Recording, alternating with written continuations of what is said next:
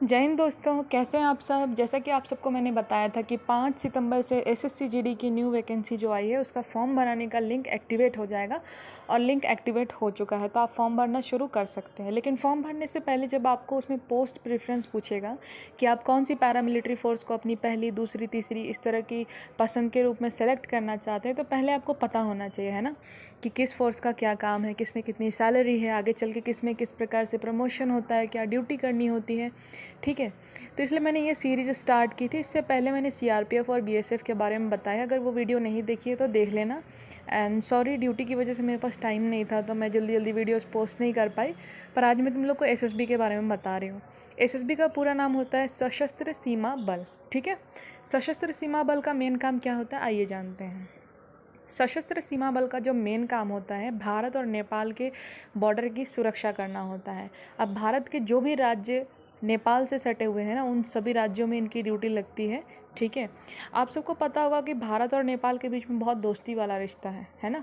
भारत और नेपाल के बीच में बस भी चलती है, ट्रेन भी चलती है, और कभी लड़ाई झगड़े जैसी कोई बात तुमने सुनी नहीं होगी। लेकिन फिर भी ड्यूटी करनी पड़ती है। भैया ऐसी क्या ड्यूटी करनी पड़ती है? दरअसल जो लोग भी इंडिया से नेपाल जाते हैं या नेपाल से इंडिया आते हैं, बॉर्डर में उनकी चेकिंग की जाती है कि कहीं वो अपने साथ किसी प्रकार का हथियार तो लेकर नहीं आ रहे, कोई अवैध सामान लेकर नहीं आ रहे, कोई ड्रग्स जैसी चीज़ लेकर नहीं आ रहे। बेसिकली हर स्टेट के जो नाके पे चेकिंग होती है उसी टाइप की चेकिंग होती है ना। ये सुरक्षा की दृष्टि से बहुत ज़रूरी है दोनों देशों के लिए। ठीक है, तो पहला काम ये हो गया। नेक्स्ट, भारत और भूटान जो देश है उसके बीच का जो बॉर्डर है उसकी भी सुरक्षा की 90% जिम्मेदारी जो होती है वो लगभग सशस्त्र सीमा बल को ही करनी होती है। भूटान के साथ भी हमारे रिश्ते बहुत ही अच्छे हैं। ठीक है, थोड़ा बहुत बीच बीच में विवाद होता रहता है, लेकिन दूसरे देशों की तुलना में तो खैर बहुत अच्छा रिश्ता है। तो उस देश के बीच के जो बॉर्डर है, यानी कि भारत और भूटान के बीच की जो बॉर्डर है, उसकी भी सुरक्षा की जिम्मेदारी किसकी होती है? सशस्त्र सीमा बल की होती है। ठीक है, अब जब वो ड्यूटी कर रहे होते हैं ना, चाहे भारत और भूटान का एरिया देख लो या भारत और नेपाल का एरिया देख लो, अधिकतर पहाड़ी इलाका है ना, चाहे सिक्किम का इलाका हो गया या उत्तराखंड है, तो इन सभी जगहों में क्या होता है, रास्ते उतने अच्छे नहीं होते, मौसम भी ठीक नहीं होता, बर्फबारी वगैरह होती रहती है।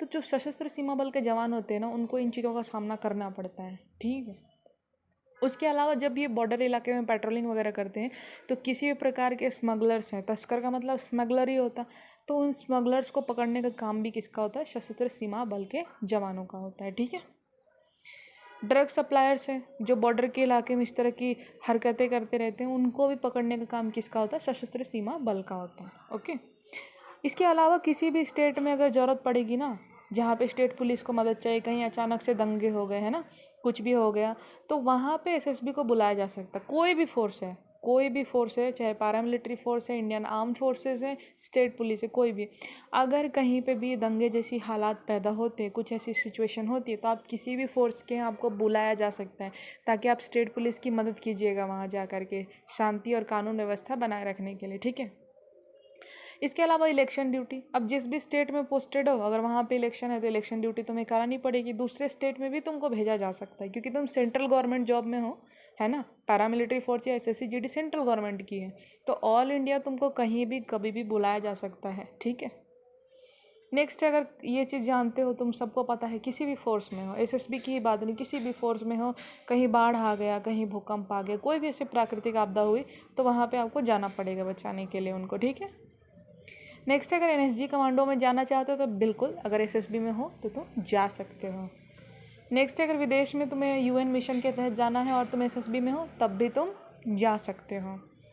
भाई, एसएसबी कांस्टेबल का वेतन कितना होता है? ट्रेनिंग के समय लगभग सबका सेम होता है, वही 30 से 35 हज़ार रुपये। ठीक है, किसी के ज़्यादा भी होते हैं, बट मान के चलो 35 हज़ार तक मिलता है। ट्रेनिंग के बाद बहुत सारे अलाउंसेस लग जाएंगे तुम्हारे, तो 35 हज़ार से 70 हज़ार के बीच में आता है।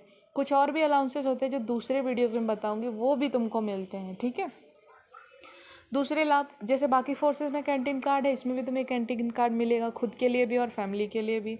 खुद के लिए और फैमिली के लिए चिकित्सा सुविधाओं के लिए आयुष्मान कार्ड भी मिलेगा, फैमिली क्वार्टर भी मिलेगा, है ना, ट्रैवलिंग अलाउंस भी मिलेगा। प्रमोशन वही है, कांस्टेबल पद पे भर्ती हो रहे हो, आगे चल के head constable, ASI, SI, inspector, सूबेदार मेजर और असिस्टेंट कमांडेंट तक बन सकते हो। इसलिए ये मत सोचना कि छोटी भर्ती है क्यों जा रहे, भर लो, अगर हो जाता है ज्वाइन कर लो, कम से कम घर की स्थिति सुधर जाएगी, और पढ़ाई जारी रखना, प्रमोशनल एग्ज़ाम देना और ऊंचे पोस्ट पे जा सकते हो। ठीक है, नेक्स्ट है ट्रेनिंग ड्यूरेशन, वही लगभग 52 सप्ताह की सबकी होती है लगभग। बीच में मिड टर्म मिलेगा तुमको एक बार 22 वीक के टेस्ट के बाद, उसके बाद पीओपी हो जाएगी, फिर जिस स्टेट में पोस्टिंग आनी है वहाँ पे आ जाएगी। उम्मीद है तुमको सशस्त्र सीमा बल के बारे में पता चला होगा। अगर वीडियो अच्छी लगी हो तो वीडियो को लाइक, कमेंट, शेयर और सब्सक्राइब ज़रूर करना। और दूसरी सीरीज CISF के ऊपर आने वाली है, ठीक है, उसे भी देख लेना। जय हिंद दोस्तों।